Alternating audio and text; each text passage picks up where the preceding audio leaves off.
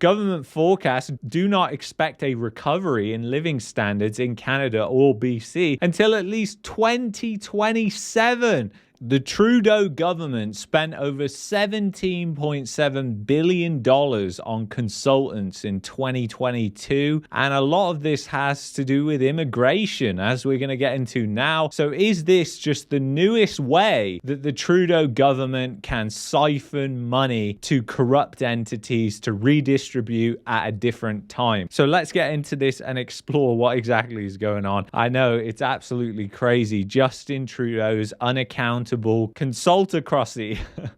So anyway, let's see what's going on. Management fees paid to consultants have skyrocketed to $17.7 billion in 2022, and McKinsey & Company virtually runs immigration. The cost of McKinsey's contracts has spiked 30-fold since Harper's years, posted Radio Canada in January. The consulting firm McKinsey & Company has seen the amount of money it earns from federal contracts explode since Prime Minister Justin Trudeau came to power, to the point where some suggest it may have a central role in shaping Canada's immigration policy. And just think about that for a second, guys, because we're trying to figure out why exactly the government is committing economic suicide right now with the immigration program that it is running right now. And you look at stuff like this, and it's impossible not to connect the dots and say, hang on a minute, this looks like it's just another way of siphoning money off for a corrupt government.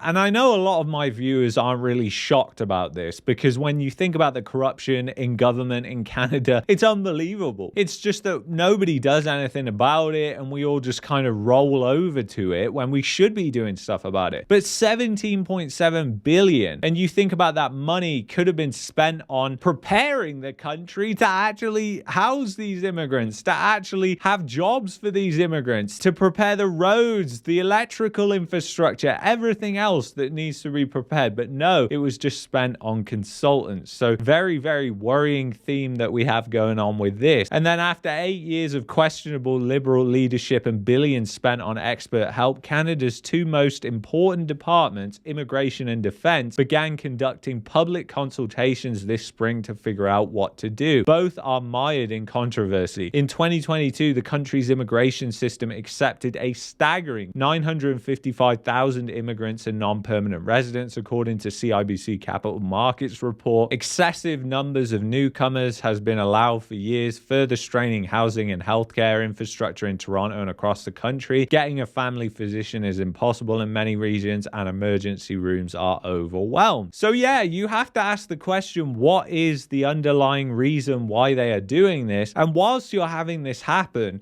we have to bear in mind that the trend of people leaving is just absolutely skyrocketing. So we're seeing more and more people go to other countries to look for a better life. So it was a combination of career burnout, watching their friends leave Toronto in droves, and knowing that they'd never be able to afford a house, that led to Swagco, Washcook, 49, and Pedro Jose Marcelino, 45, to move to Portugal. Despite affordable rent in their Little Italy apartment, about $2,200 a month, they found themselves dreaming of home ownership whilst watching TikTok videos from Millennial Moron, an account that compares prices of rundown Toronto houses with literal European castles. Spoiler, the castles are usually cheaper. And you've got to remember that a lot of the stuff that we've seen, this emotion in the housing market, has been drummed up by social media. A lot of realtors and mortgage brokers use YouTube as a marketing platform. So they're not providing unbiased data, but they act like they're trying to do it from that perspective, when you and I both know that it's impossible for them to be unbiased, even if they say they're going to try and be. Now, there are realtors out there like John Flynn that do a really good job, and they're attacking it from the other side of the coin, because they're actually saying that you need to be careful in the market. People like Scott Walters are also saying that you need to be careful in the market, and they expect prices to decline. And that is much more genuine. That's a person that you can actually say, okay, at least they're actually telling the truth. Whereas these other people, you've had all this gesturing around real estate on platforms like TikTok that have basically driven people to buy into this bubble, to thinking that this housing price bubble is going to last forever. ever. I mean, one of the biggest myths that we covered literally yesterday was the immigration myth, and that is so widely used as an excuse to why home prices are going up, despite there being no correlation, which is just absolutely hilarious. And that is the lack of critical thinking that we're doing as a nation, which is quite frankly shocking, as you guys know. So anyway, so basically they moved to Portugal. So Statistics Canada data estimates net migration, which subtracts immigrants who have returned from the number of those who have left, at 35,337 between mid-2022 and mid-2023, its highest number since 2017. But bear in mind, guys, that they don't actually have an accurate representation on how many people are actually leaving, because a lot of the time people don't do it in the proper way that they're meant to do, which is they're meant to file with the CRA, they're meant to dispose of their assets. Most Canadians, when they leave the country, they're not doing that at all. And if you think about the housing bubble in particular, that has led to people definitely not disposing of their assets, because they're like, why am I going to sell my home? I'm just going to rent it out because it's like the best investment I've ever had in my life. So then the CRA is like, okay, this person's actually living there. So then that complicates things. And even Statistics Canada has said that this is just an estimate and they don't actually know how many people are leaving. So it could be much, much more than we actually know of from their data. And I would imagine that's definitely true. So it's kind of insane. Some of those leaving say the high cost of housing and other essentials such as food are among the factors prompting them to seek to live somewhere where their money goes further. Analysis of federal data by the British Columbia Business Council, an association representing about 250 large BC businesses, suggests Canadians may be feeling those pressures for some time to come.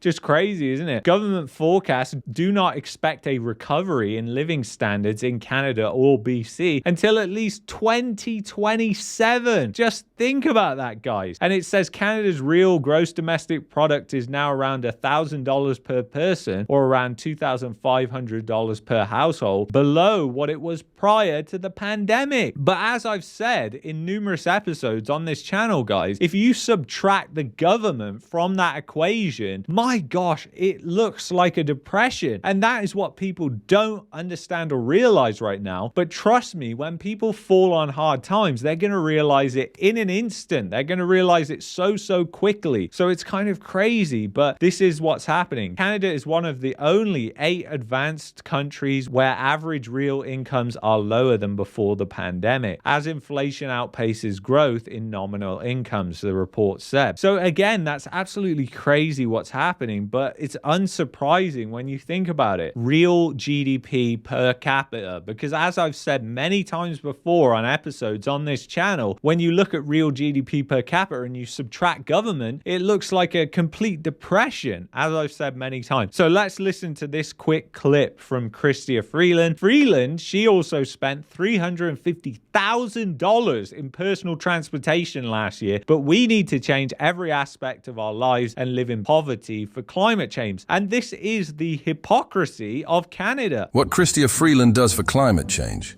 I walk, I take the subway, I make my kids walk and ride their bikes and take the subway. It's actually healthier for our family. I can live that way. What advice do you give us to solve the climate emergency? Need to take kind of a deep breath and say, okay, what did I do today to fight climate change? A fact that still shocks my dad is I don't actually own a car. That's a relief, but you spend thousands on private limos and have a chauffeur. Also here we can see how much expend our honorable Chrystia Freeland in transportation. Nothing more and nothing less than $343,567. I recognize that now is a challenging... You know, and that is just the hypocrisy, guys. They don't live in the real world, these politicians. They really don't. $343,000 on transportation. Of course, she was caught speeding in Alberta as well this past year, and that's probably gone on to her expenses, no doubt. She's probably not paying that out of pocket. Me and you are paying it, the taxpayer. So anyway, I want to show you this because, again, I mean, we were talking about about the CEBA loans last week, and then this, I saw this, and it's unbelievable when you think about it. Ottawa confirms a third of Accenture employees working on CEBA are based in Brazil. Oh my gosh, you have to laugh, or otherwise my veins would just be popping out my face at this point. A third of the outsourced employees working on a federal pandemic business program are based in Brazil. Export Development Canada says, despite the government earlier saying that nearly all of them were in Canada. Again, lying, the government. But how many other companies is this the case? How many other places got these CEBA loans and they're not even based in Canada? I mean, it's absolutely insane. And then to end it, the federal workforce in the Ottawa area continues to grow. More than 8,000 employees added in the most recent fiscal year. The National Capital Region's federal public service ranks grew by 8,360 people over the most recent fiscal year to sit at 130,000 workers at the end of March 2023. So it's just kind of crazy when you think about that. You know, government once again is driving so much of the economy. Over 50%, like the USSR. No wonder productivity is falling through the floor. No wonder we have inflation. As this gets worse, we're only going to see worse inflation, and we're only going to see productivity get worse. So anyway, I want to thank you so much for watching this video. If you're looking for a VPN, go to expressvpn.com/marketmania to get around Trudeau's censorship laws. And if you've enjoyed this video, you might like this video here. You might also like this playlist that I've picked out for you there. Take care. See you in the next one.